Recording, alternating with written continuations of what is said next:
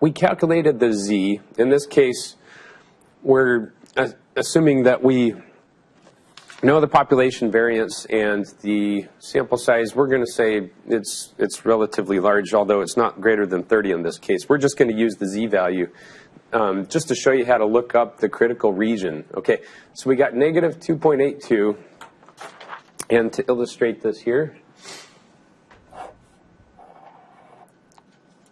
we have the z equals negative 2.82. Let's say it's right here.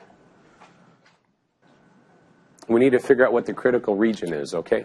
We had an alpha of 5, so to make that two-sided, we need to divide that by 2.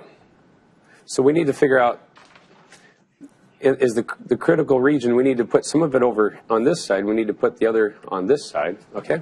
Notice how we have the cumulative normal distribution for looking up the z, the critical z value.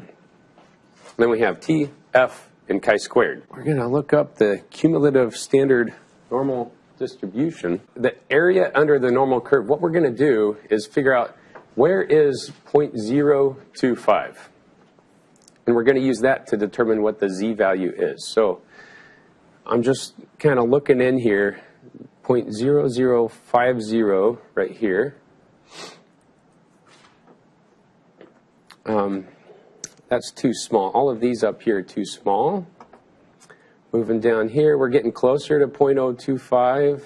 I'm just going to kind of go around here and bingo. I find 0.025 right here. So we're going to look up what that z value, that critical z value is. Negative 1.9. And then what is after the 0.9? So our z critical equals negative 1.96. So going back to the presentation here, now we're comparing what we calculated for the test statistic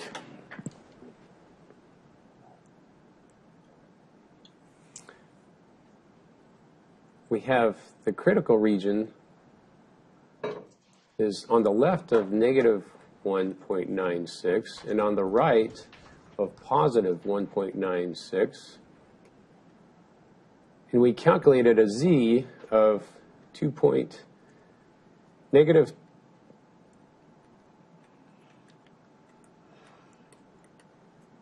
negative 2.82.